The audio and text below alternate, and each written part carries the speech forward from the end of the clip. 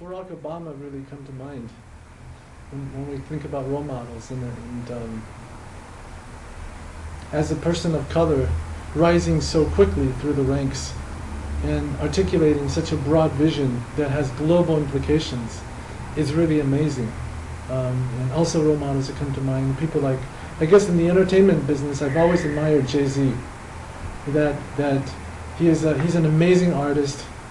As a lyricist, as a rapper, as a performer, he's at the top of his game, but also as a producer, as a businessman, he's also at the top of his game. And on top of it all, I think there's an energy about him that I find quite compelling. So those two guys come immediately to mind. And there's been such a dearth of Asian American role models in American mainstream entertainment today. So I mean, not too many come to mind, but I tend to think about those guys have really broken out, and you know.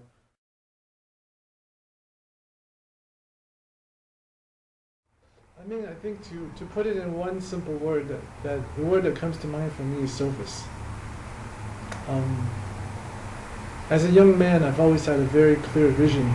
You know, I knew that my life was about serving and helping others. So that made it, knowing that was the direction of my life, I always tried to make choices based upon that, the concept of service. And at a younger age, I think, coming into America, I saw that one way to provide that kind of service that I wanted to was through the political realm. By being active politically, I could raise issues, I could be involved in whether it's drafting laws or getting the right candidate elected or bringing awareness and potency to a particular issue. That was a good way to provide this kind of service that I wanted to. And inevitably, for me, service is always toward those who don't have a voice, those who are not empowered, those who are neglected. You know, the small guys who don't really have a fair shake at any given point. So that was a big focus of mine in politics.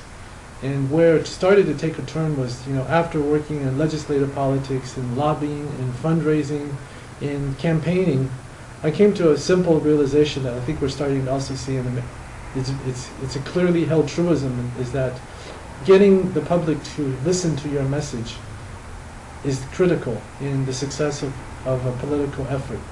And therefore, public awareness in the media is a determining factor in political success. And when you think about, and I started to pass bills, and I worked on things that made a difference, and I realized that sometimes the political act is the final act, not the first. And things always start at the level of thought, or perception, or feeling. And when I came to that realization, I decided to segue my career into the entertainment and media sector, because I'm able to deal with things in a more substantive, more creative, more engaging way, instead of trying to modify someone's behavior, but to, through storytelling and through media, really paint a different picture and invite people to experience something that may be a little bit different, a little bit foreign to them. But to the degree that you're able to satisfy the need for entertainment, you can also throw in a few perspectives that, if it's valid for them, you could change someone forever. And speaking from a more Asian point of view, we don't see any images of Asians in mainstream entertainment, period. And to the degree that we do, they tend to be more menial types of secondary roles, where our experiences are somewhat trivialized or secondary to what is considered mainstream. So from that perspective, I saw an opportunity to bring more Asian stories and experiences to the forefront of storytelling. And that happened to coincide nicely with the rise of China. And I think as Asian Americans, we're constantly, acutely aware that we're a very, very small minority here. And that too. So, yeah, in a way, the rise of China really gave another opportunity for that, although that wasn't exactly what I had planned or designed.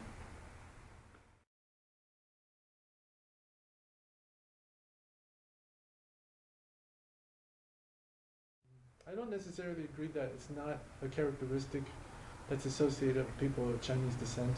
Maybe for one particular era. Because first of all, I think there's so many sides to China, right? And I'm looking at a project right now on the Transcontinental Railroad. I have a chance to partner with, anyways, we're developing a project around that.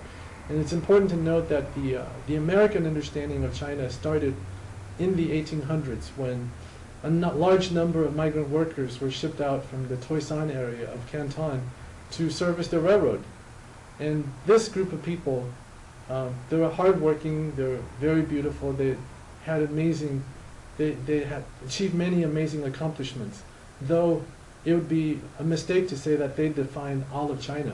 China, is an incredibly diverse place, but because there was the first touch points in North America, the experience of Chinese coolies began to take shape, and it evolved from there. So I think what we're experiencing now, when we get to see China in its entire diversity, from people with green eyes in Xinjiang to, to a wide bouquet of Chinese experiences, we begin to see that, at least that was one of my takeaways as I began to travel very widely in China, is that, well, the Chinese that I thought growing up in America and the reality of China today, or historically, are very, very different. And I think we're starting to see that come out in many, many different ways. And as I start to study the Chinese classical canons, I find that the idea of service and that we belong to not just ourselves, but to our community, to our civilization, is something that Chinese culture is actually very, very and beautifully aspirational.